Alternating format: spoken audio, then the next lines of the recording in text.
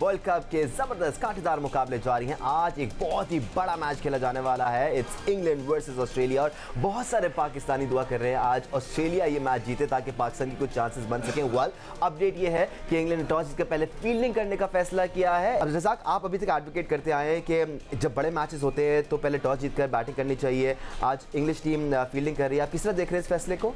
देखें, जैसे मैंने कहा कि हिस्ट्री जो लॉर्ड्स की बता रही है कि चेजिंग वहाँ पे आसान है, और जैसा पाकिस्तान साउथ अफ्रीका के मैच में मैं भी ये बता रहा था कि वो टीम हल्की थी साउथ अफ्रीका की। ठीक है, पाकिस्तान बॉलिंग करता या बैटिंग करता तो पाकिस्तान को मैच जीतने में आसानी होती, पर यहाँ पे इंग्लैंड देख लें, इंग्लैंड का कप्तान इन मॉर्गन और उनकी होम कंडीशन, उनका बोर्ड वहाँ पे, सारे लोग वहाँ पे, तो उन्होंने टॉस जीत के पहले फील्डिंग करने का फैसला इसलिए किया है कि लॉर्ड्स में हमेशा मॉर्निंग में थोड़ा सा प्रॉब्लम होती है अगर आप बॉलिंग अच्छी करना जानते हों, तो वरना उसके बाद 1-2 घंटे के बाद बैटिंग ट्रैक हो जाता है। जैसे 99 वर्ल्ड कप में हमारे साथ ऐसा हुआ कि हमने पहले बैटिंग की तो बाद में विकेट बिल्कुल सीधा हो गया हुआ था।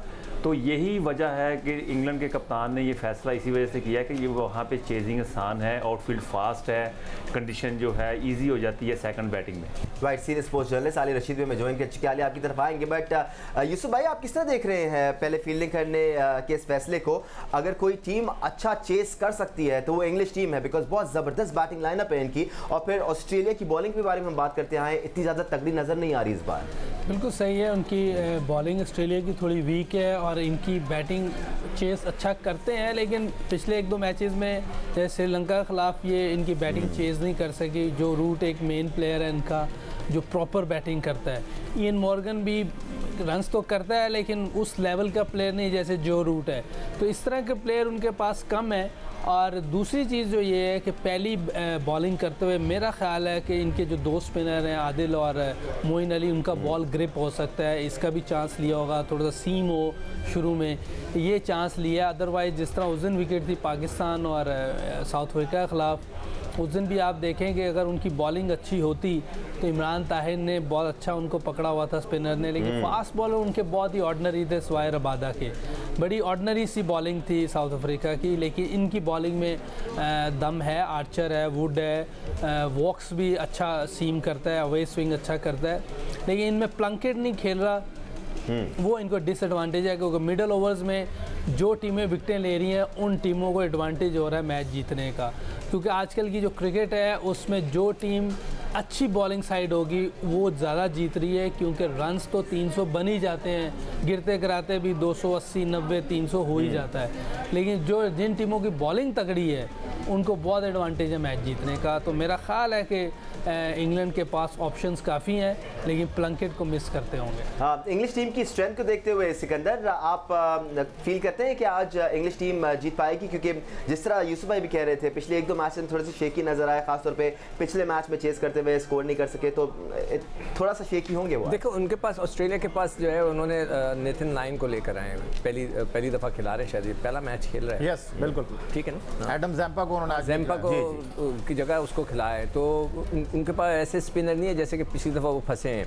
तो मैं ये समझता हूँ कि इंग्लैंड को, मेरी फेवरेट टीम है, इन दो को अगर कहें कि मेरे हिसाब से इंग्लैंड को ये मैच जीतना चाहिए। वो जब भी रज़ाक ने बात की, बिल्कुल सही कह रहा है वो, कि वो होम टीम है, उनको सब पता है कि इस पिच पे कहाँ पे क्या होता है, उनका पूरा स्टाफ वहाँ मौजूद है, सब वहाँ पे बचपन से पैदा होते ही वहीं से खेल रहे हैं, तो उनको सब पता है कि इस पिच में कहाँ से कौन से वक्त पे स्पिन होगा, कौन से वक्त बैटिंग करनी चाहिए, तो उनका ये फैसला बिल्कुल दुरुस्त होगा। हमने जो फैसला किया था वो अपने लिहाज से दुरुस्त किया था कि हम चेस नहीं कर सकते, इसलिए हमें हर लिहाज से कैसी भी विकेट हो, अगर बहुत ज़्यादा ख़तरनाक नज़र नहीं आ रही हो तो बैटिंग ही करनी चाहिए। तो मेरा जो वोट है वो थोड़ा सा इंग्लैंड की तरफ है। उनकी टीम बैलेंस है, सीमर्स अच्छे हैं, ऑलराउंडर्स अच्छे हैं, स्पिनर्स अच्छे हैं, उनको जो एडवांटेज है मोइन का और आदिल का, इट्स वेरी गुड, वो बहुत ज़बरदस्त एडवांटेज है। और देखते हैं कि आज जेसन रॉय खेल रहे हैं या नहीं, आज नहीं खेल रहे, उनकी जगह तो विंस, राइट, तो वो यही करेंगे कि जेसन रॉय जो है उसको मेरे ख्याल से वो पूरा तगड़ा कर रहे हैं कि अगर वो आगे की तरफ और बढ़ते हैं तो उसको मैक्सिमम यूटिलाइज करें। ठीक है, नालिया आपकी तरफ आते हैं। जैसे हमारे एक्सपर्ट्स बात कर रहे हैं कि इंग्लिश टीम के होम कंडीशंस हैं, वो समझती हैं इन कंडीशंस को, बट ये दोनों टीमें एक दूसरे को बहुत अच्छी तरह समझते हैं, काफ़ी क्रिकेट खेलते हैं आपस में, do you think that plays a role here? और ये भी वजह हो सकती है इंग्लिश टीम की कि वो चेस करने को जा रहे हैं आज? देखिए बहुत बड़ा मैच है, प्रेशर मैच है दोनों के लिए। जितनी बड़ी इनकी पुरानी रेवलरी है उसी तरह का प्रेशर है, और इंग्लैंड के ऊपर ज्यादा है दानिश, क्योंकि वो श्रीलंका से जिस तरह हारे हैं ना, उसके बाद फिर वो काफी ज्यादा प्रेशर में होंगे और वो हर सूरत में उनको जीतने जाना है। उन्होंने वही अपनी स्ट्रेंथ देखी है कि बेहतर बॉलिंग और चेज करने में वो उनको लगता है कि वो चेज कर सकते होंगे, मगर यहाँ पे देखना पड़ेगा कि ऑस्ट्रेलिया कितना बड़ा टारगेट देता है। ऑस्ट्रेलिया के टारगेट देने पे बहुत डिपेंड करता है। 50-50 लग रहा है मुझे तो ये जो उन्होंने फैसला किया है, लेकिन डेफिनेटली देखते हैं, वक्त के साथ पता चलेगा। असल में दोनों टीमों के पास पावर हिटर्स भी हैं, और मॉर्गन की इनिंग्स अभी जो उन्होंने 17 छक्के मारे थे अफगानिस्तान के खिलाफ, वो तो सबको याद है, मगर यहाँ पे जो ओपोनेंट है वो ऑस्ट्रेलिया है, जो उसका रिवायती हरीफ भी है और सबसे तगड़ी टीम है। और आपको पता है कि ऊपर से जो ओपनर्स हैं वो तो हैं ही जो जबरदस्त खेलते हैं। फिर इनिंग्स बनाने में दोनों टीमों के पास अगर स्मिथ हैं तो इनके पास जो रूट है, ऑस्ट्रेलिया के पास फिनिशर में मैक्सवेल आ जाते हैं, इंग्लैंड के पास बटलर हैं, फिर बॉलिंग दोनों की बहुत अच्छी हो सकती है। ये आदिल रशीद जो हैं अभी तक ऐसा लग रहा है कि जैसे जो लेग स्पिनर्स हैं वो इतने इम्पैक्ट नहीं डाल सके जितने चांसेस मिले हैं, मगर देखना होगा कि वो ऑस्ट्रेलिया को आज वो कितना तंग करते हैं। और लियोन जो है उनका मेरा ख्याल है इंक्लूजन इसलिए बहुत अच्छा है, जैसे यूसुफ भी कह रहे हैं कि मिडिल ओवर्स में जो तंग करना है और वो जो मिडिल ओवर बनाने वाले बैट्समैनों को आउट करना है, वहां से गेम चेंज होता है।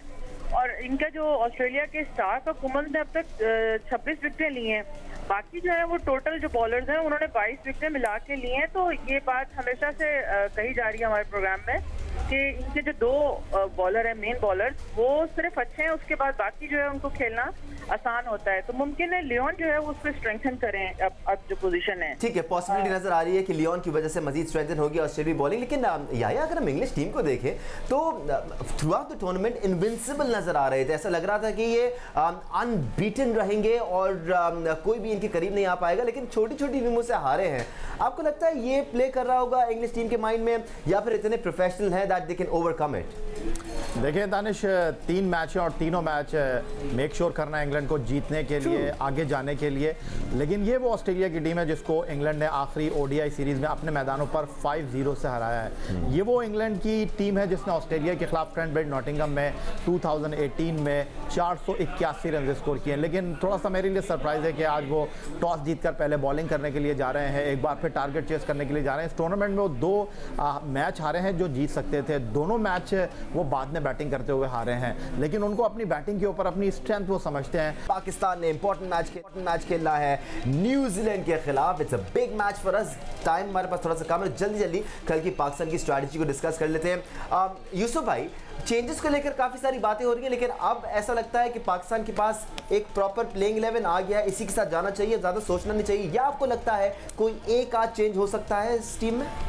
देखिए काफ़ी देर बाद कोई प्लान इन्होंने सही किया है जो कल इन्होंने टीम खिलाई है। अभी भी मेरा ख्याल है कि पता नहीं हुसनैन कैसी नेट में बॉलिंग कर रहा है, कैसी उसकी फिटनेस है, अदरवाइज़ उसको मौका मिल सकता था। लेकिन उन्होंने कल भी शहनशाह अफरीदी को खिलाया। हो सकता है कि वो इतने अच्छे नज़र ना आ रहे हों, अभी अफरीदी ही सही नज़र आ रहा हो।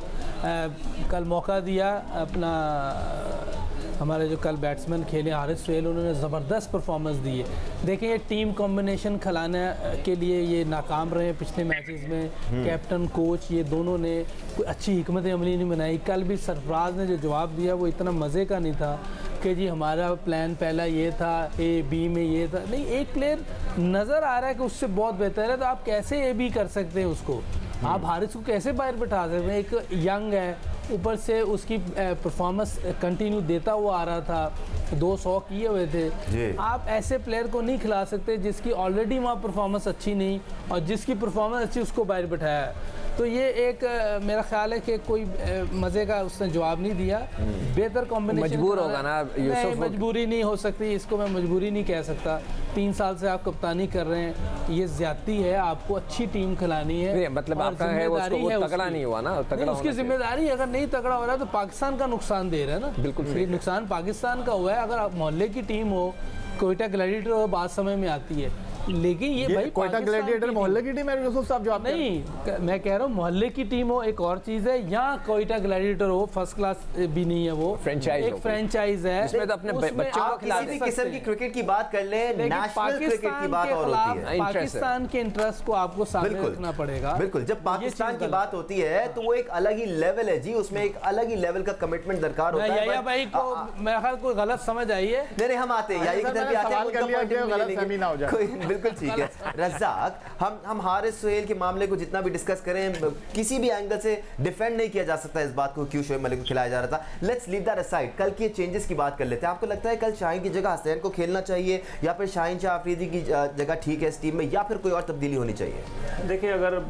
पाकिस्तान की अगर बात करते हैं तो अगर शाहीन शाह की जगह हसन अली को मौका दिया जाए, लेकिन वो तो परफॉर्म ही नहीं कर पा रहा ना सर, विकेट भी नहीं मिल रही है उसको। वो उन्होंने परफॉर्म नहीं किया, उनसे मैच को ड्रॉप किया। मैं समझता हूँ कि इस तरह जब प्लेयर को ड्रॉप करके कम बैक उसको करवाते हैं तो बड़ा अच्छा होता है टीम के लिए। बैटिंग भी वो कर लेते हैं, साथ बॉलिंग भी कर लेते हैं। एक दो शॉटें लगाने को तो आप बैटिंग नहीं कह सकते सर, बात ये है जरा बैड हो जाता है। देखिए, अगर प्लेयरों के साथ आपने प्लेयरों को बनाना है तो इस तरह करना पड़ता है, रीशफल करना पिछले पड़ता 3 साल से, I am so sorry but पिछले 3 साल से तो हम बना रहे हैं ना उसको, पिछले 6-7 महीने से विकेटें नहीं मिल रही हैं उसको।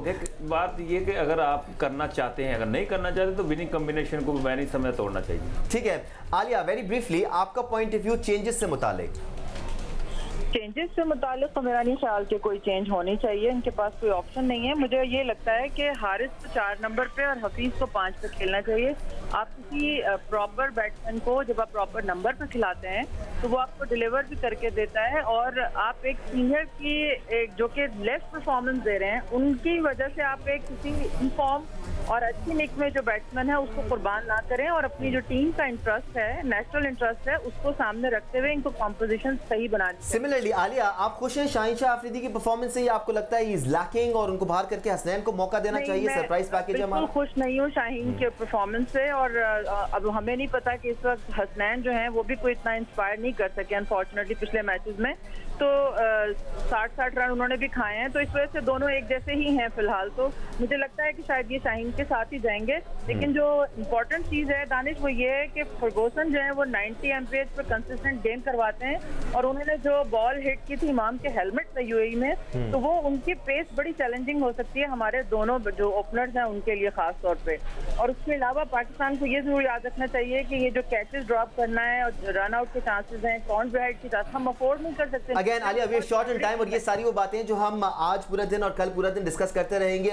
फिलहाल हमारे पास सिर्फ चेंजेस का और छोटी सी ब्रीफ डिस्कशन का वक्त है। तो सिकंदर, आपको लगता है कि इस टीम में किसी चेंज की जरूरत है या फिर चेंज? ठीक है, no change, I think so. कोई ऐसा कोई प्लेयर बाहर नहीं बैठा जिसको खिलाया जा सकता। आलिया बैटिंग ऑर्डर की बात कर रही थी, आपको लगता है बैटिंग ऑर्डर में? बैटिंग ऑर्डर में तो एज पर सिचुएशन चाहे तो 19-20 कर लें, थोड़ा सा अभी बिल्कुल सही है। हफीज अपनी जगह पे सही है 5 पे ऊपर। इस पे तो आप वो नहीं कर सकते कि हारिस सुहेल को 5वें नंबर पे आना चाहिए, हारिस सुहेल को 4थे नंबर पे ही आना चाहिए। नहीं, मेरे ख्याल से 4-5 पे हफीज आए और उसके बाद सरफराज को आना चाहिए। प्लीज़ सरफराज से मैं फिर रिक्वेस्ट करूंगा, यार आके खेलो, आपकी अपनी जगह ख़राब हो रही है और कुछ नहीं। ठीक है, या आपका पॉइंट ऑफ व्यू चेंजेस से मुतालिक और बैटिंग ऑर्डर से मुतालिक? मैं एक सोशल मीडिया पर ट्वीट देख रहा था, किसी ने हारिस सुहेल की तस्वीर लगाई, उसके पीछे लिखा हुआ था उनकी शर्ट के पीछे 89, तो उन्होंने लिखा कि अगली बार 150 की शर्ट पहनकर आइएगा ताकि आप 150 रन कर ले। तो जिस तरह सिकंदर बख्श साहब ने कहा, मैं बिल्कुल इनकी बात से इत्तेफाक करता हूँ कि अगर आप सिचुएशन के हिसाब से देखें तो बैटिंग ऑर्डर आप शफल कर सकते हैं। और बिल्कुल रज़ाक साहब ठीक कह रहे हैं कि या तो आप हसनैन को टीम में इंक्लूड करें, शाहीन शाह अफरीदी की तो इस टीम में जगह बनती नहीं है। अगर आप शाहीन शाह अफरीदी को नहीं खिला रहे तो हसन अली आपके लिए बेस्ट चॉइस हो सकते हैं, क्योंकि वो सीनियर प्लेयर हैं और आपके साथ खेलते रहे हैं, रिस्पॉन्सिबिलिटी लेंगे। आपने उनको बाहर बिठाया तो टीम में कम बैक करेंगे तो जज्बे के साथ आएंगे। जी रज़ाक, आप कुछ कहना चाह रहे हैं? नहीं, ठीक है। मेरे हिसाब से अगर विनिंग कॉम्बिनेशन को नहीं तोड़ना तो फिर ठीक है। अगर शाहीन शाह अफरीदी देखे, बात वही कॉन्फिडेंस की होती है, बॉलिंग सारी कॉन्फिडेंस है। अगर आप रिशफल करते हैं तो फिर वो शाहीन शाह अफरीदी के कॉन्फिडेंस के लिए भी बुरा होगा, पर हसन अली मैं समझता बड़ी अच्छी चॉइस है।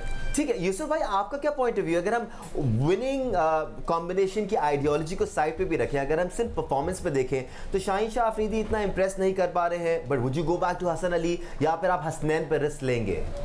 देखिए मुझे लगता है अगर इन्होंने चेंज करनी भी हुई तो शायद हुसनैन को ले लें, लेकिन लग नहीं रहा वो उसको लेंगे। ये इसी टीम के साथ जाएंगे और कल जो है स्पिन अटैक करेगा मुझे जो लगता है, तो ये यही कॉम्बिनेशन लग रहा है मुझे तो। Sikandar, as far as the batting order is concern हमने बात की, पर आप कह रहे हैं कि सरफराज को 5वें नंबर पे आना चाहिए और हफीज़ को 6ठे नंबर पे आना चाहिए। नहीं, हफीज़ को 6 पे, सरफराज सॉरी 5 पे, उसको 6 के। किसको 5 पे 6 पे? उसको हफीज़ को 5 पे, हाँ, और 6 पे सरफराज को। सरफराज 6 पे आता है, उसको या तो जल्दी आना चाहिए क्योंकि उसको जो हिटिंग करने का वो उससे नहीं लग रही। अगर पिछले मैचेस भी देखें उससे हिट प्रॉपरली नहीं हो रही।